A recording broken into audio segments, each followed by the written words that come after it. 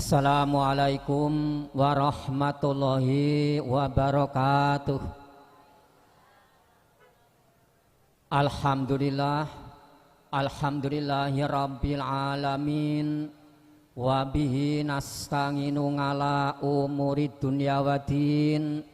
Wala haula wala quwwata illa billahil aliyyil azim.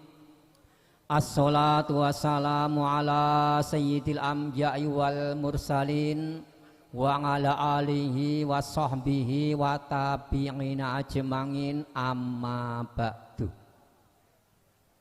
Nuwun sewu dumateng sagunging para ngalim, para ulama, para kiai ingkang satuhu.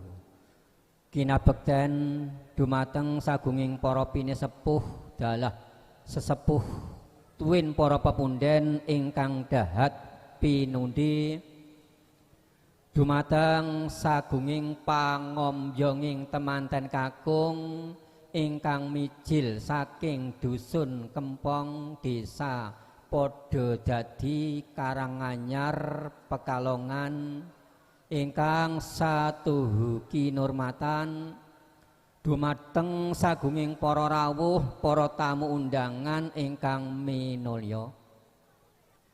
Murwakaning ngangtur monggo kita sareng-sareng tansah ngaturaken puja dalah puji syukur dumateng ngersanipun Gusti ingkang murba ing dumadi sekawit wonten ing kawedangan siang menika kula dalah panjenengan sami taksih dipun paringi mapinten-pinten nikmat, rahmat, taufik sarta hidayah tuwin nginayah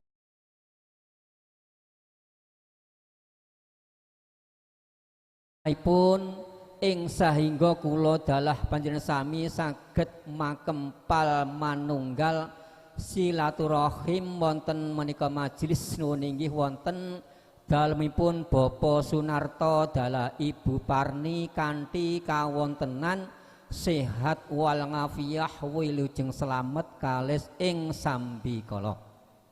Pramila saking menika monggo kita muji syukur bilisan kanthi ngikroaken wasan hamdalah alhamdulillahi rabbil alamin.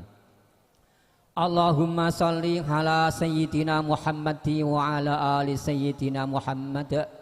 Sholawat dalah salam mugi-mugi kunjuk katur dumateng junjungan kita Nabi Agung Kanjeng Nabi Muhammad sallallahu alaihi wasallam ingkang tansah kita tenggo-tenggo menggah syafaatipun mi yaumi hadza ila yaumul qiyamah. Boten langkung mugi-mugi kula dalah panjenengan sami sageta dipun daku dados umatipun ingkang akhir tembinipun pikantuk syafaatipun. Allahumma amin. Kaping tiganipun kaula wantun cumantaka wonten ing ngarsa panjenengan sami kaula hanamuh mundi dawuh saking kadang kula inggih punika Bapak Sunarto dalah Ibu Parni dalah sedaya keluarga ingkang supados kaula matur wonten ing ngarsa panjenengan sami.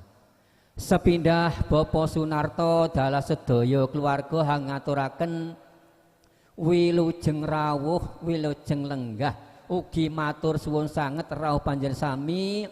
Mugi-mugi rawuh panjenengan sami saged dados amal sae benjing wonten ing yaumul qiyamah. Ingkang salajengipun anggenipun ngarawuhaken panjenengan sami inggih punika Bapak Sunarto dalah Ibu Parni nyuwun doa restu panjenengan sami, nyuwun idi pangestu panjenengan sami inggih menika anggenipun kagungan kersa Bapak Sunarto dalah Ibu Parni bilih wonten ing kawedangan siang menika panjenenganipun kagungan kersa handhaupaken ingkang putra putri ingkang sesilih asma Diahayu Roro Rukma Dwi Astuti. Alhamdulillah menika kadhaupaken kaliyan anak Mas Bagus Tegar Satria putra saking panjenenganipun Bapak Nanang dalah Ibu Siti Ariyah ingkang mijil saking Kempong padha dadi Karanganyar Pekalongan.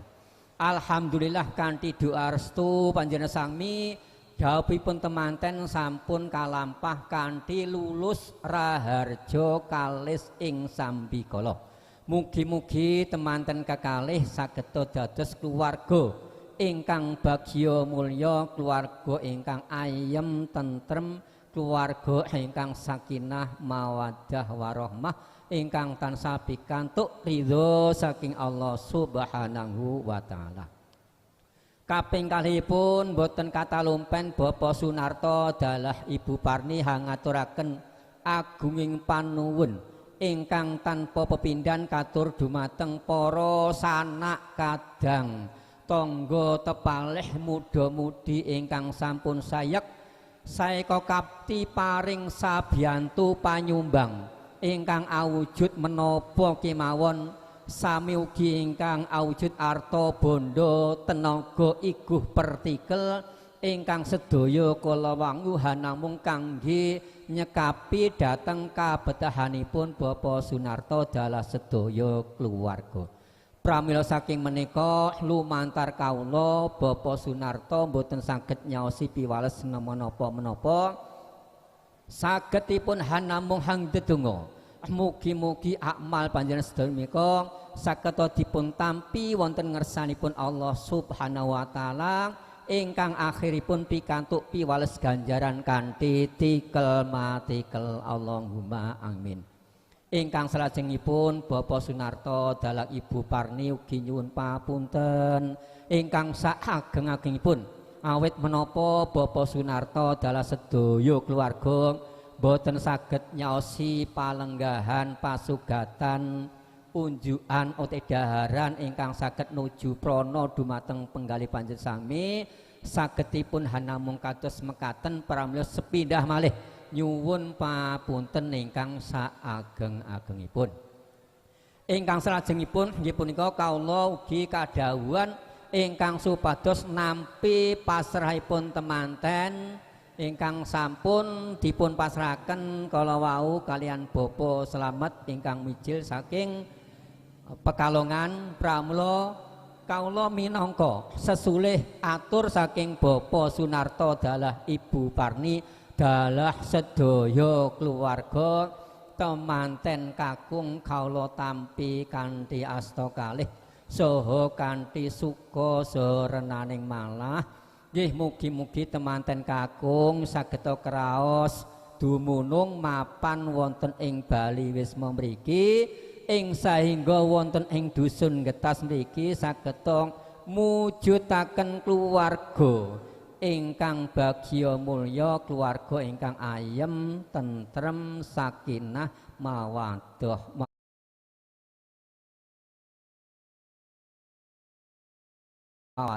warahmah saged gesang ingkang istiqomah. Amin amin ya rabbal alamin. Kula kinten ngingingi atur kawula minangka sesulih atur saking Bapak Sunarto dalah Ibu Parni dalah sedaya keluarga kawula cekapit semanten mbok bilih wonten kekiranganipun saking samudayanipun kawula nyuwun papunten ingkang saageng-agengipun. Husana akhirul kalam. Assalamualaikum warahmatullahi wabarakatuh.